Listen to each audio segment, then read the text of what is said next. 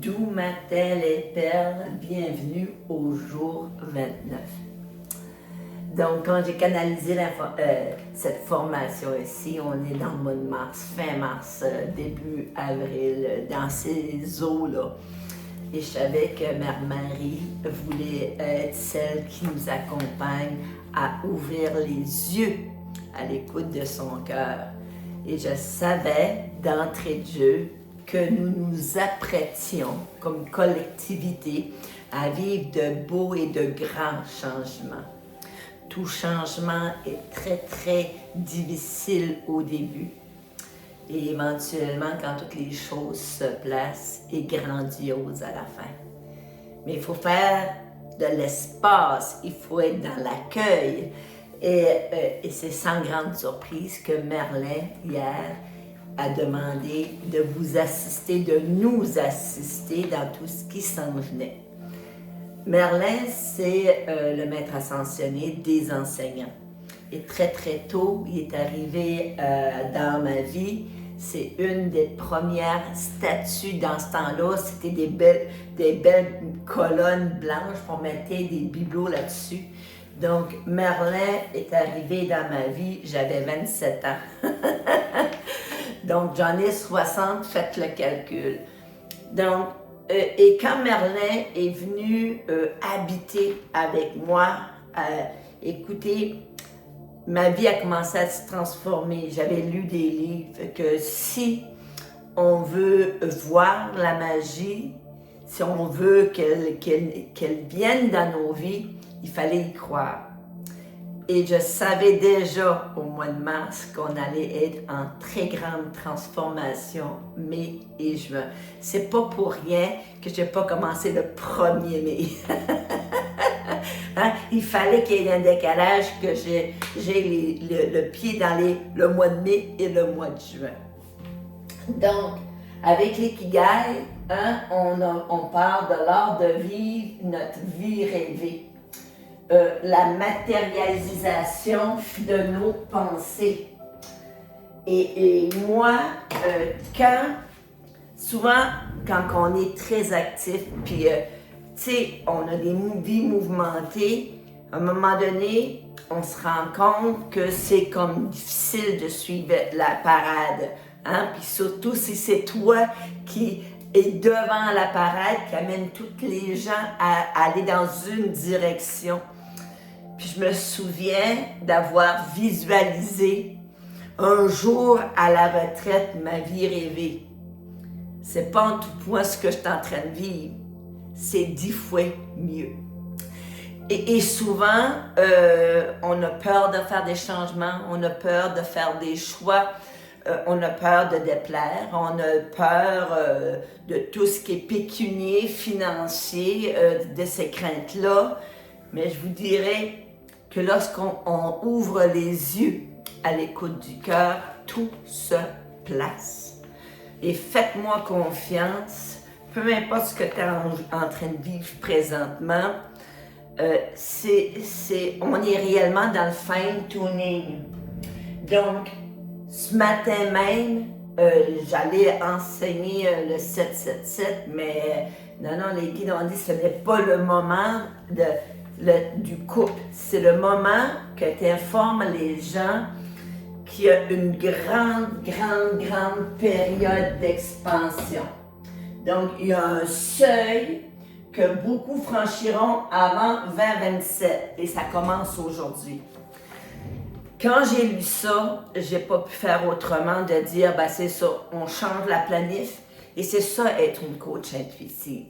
Dans la temporalité. Donc aujourd'hui, on est le 8 juin. Et le 8, hein, c'est le 8 de l'infini, la fluidité, hein, la guérison. Donc, on est réellement dans ce moment ancrage où il faut prendre conscience qu'il y a une évolution planétaire qui se fait. Donc, plus on absorbe de la lumière, OK? Plus notre ancienne ligne du temps, nos anciennes façons de faire, plus on s'aperçoit de ce qui fonctionne et ce qui ne fonctionne plus pour nous. Et rester dans une dimension inférieure, ben c'est le corps physique qui va écoper. Hein? Ça, faut se le dire. Donc, au niveau du collectif, on a accès à la 4e, 5e, 6e dimension. Oui, il y a des gens qui vont rester en 3D. Les autres, la 3e dimension, ils appellent ça l'expérience de la dualité. Hein? Un gagnant, un perdant, c'est tout le temps un rapport de force. Hein? Et si tu sens une incohérence à l'intérieur de toi, là, hein? C'est juste que tu es en train de changer de dimension. Il faut que tu en sois consciente. Changer de dimension, oui, ça peut faire en sorte que des gens qui sortent de ta vibration, ça peut faire en sorte qu'au niveau du travail, tu es apporté à changer. Ça se peut que tu as fait un choix de t'investir, de contribuer dans une job, mais la job est en train d'éteindre ta lumière intérieure. Donc, c'est des choix difficiles à faire, mais en même temps, si tu ne les fais pas, c'est ton enveloppe corporelle, ton corps physique qui va écoper. Donc, on est invité à apporter avec nous tout dans cette nouvelle dimension-là ou tout laisser derrière si cela ne résonne plus. Quand j'ai enseigné, et ce processus-là d'ascension, vous étiez nombreux et nombreuses en deux ans passés, 2024 je crois, là, hein? Le processus d'ascension avec Isis, vous êtes plein de personnes qui ont fait ces méditations-là, qui ont reçu ces enseignements. Donc, on était ensemble en train d'absorber plus de lumière cosmique pour éveiller notre conscience et nous amener une nouvelle qualité de vie. Donc, si tu es de ceux et celles que emboîter le pas, ça se peut que tu aies des décisions à prendre tout de suite. Mais c'est OK. Tu vas être OK parce que tu vas ouvrir les yeux, hein, parce que hein, on va regarder la vie autrement à l'écoute de son cœur. Puis ils disent, pour certains d'entre vous, ça va être une dissolution complète de nos lignes de temps. Puis ça, là, la dissolution complète, puis je l'ai vécu, c'est très difficile parce que on dirait, on veut pas laisser aller le passé, on voudrait le garder, mais en même temps, on voudrait avoir autre chose. On dirait qu'il y a une impermanence, puis tu sais, une dualité qui pourrait naître, OK? Donc, c'est là que se connaître, avoir tes valeurs, avoir des bonnes habitudes de vie. Et c'est ça que l'Ikigai te dit, hein? Entoure-toi de personnes, puis parfois, il faut avoir des personnes nouvelles. Il faut laisser les personnes qui ont choisi la 3e dimension, parce que dans cette dimension-là, moi, ça m'a rendu malade. Donc, j'ai eu à faire ce cheminement-là pour me guérir. Et c'est peut-être là que toi t'es rendu aujourd'hui.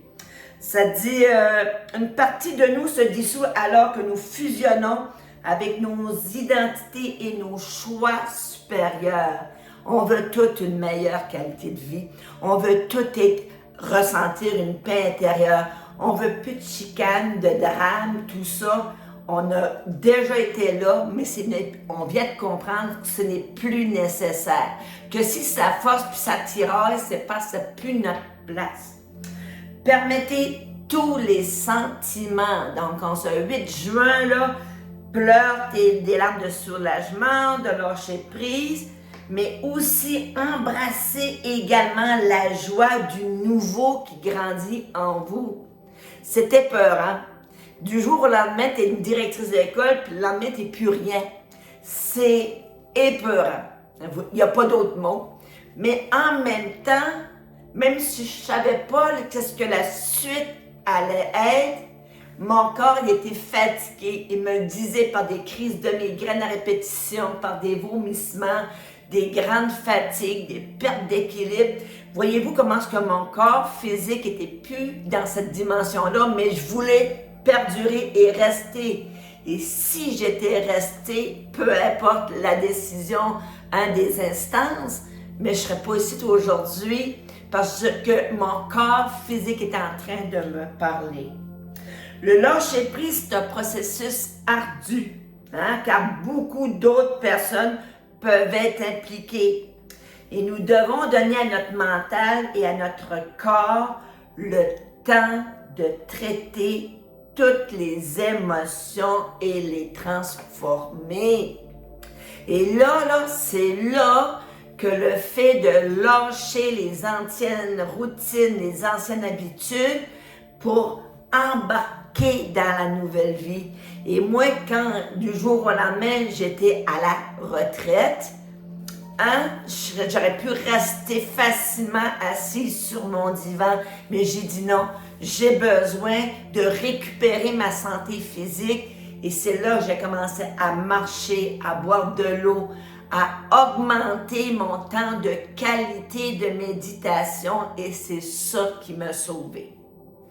Donc, le changement le plus significatif que nous puissions apporter consiste à déplacer l'énergie en modifiant nos routines, même si le mental n'est pas encore prêt. Puis là, je vais vous faire rire, c'est pas si dramatique que ça, là, Il y avait une autre vie après celle-là. Je ne savais pas qu'elle existait, mais méditer, pour moi, là, je m'installais sur le coussin de méditation, là, et puis là, j'étais assez fière.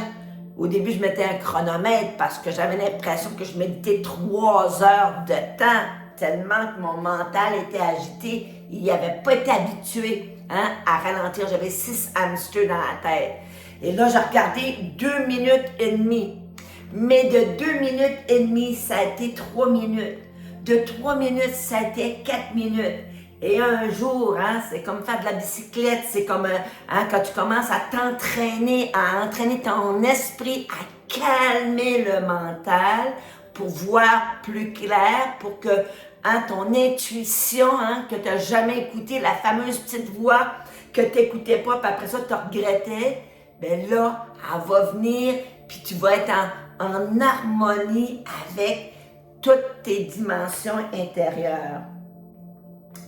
Nous nous poussons et changeons nos habitudes afin que tout commence à se déplacer. Et moi, j'ai eu le bonheur, réellement, et le grand privilège. Ceux et celles qui ont voulu bénéficier de cet accompagnement-là, plus privilégié, il y en a qui ont se parlé, des messages vocaux quasiment quotidiennement ou 2 jours, où on se donne des nouvelles.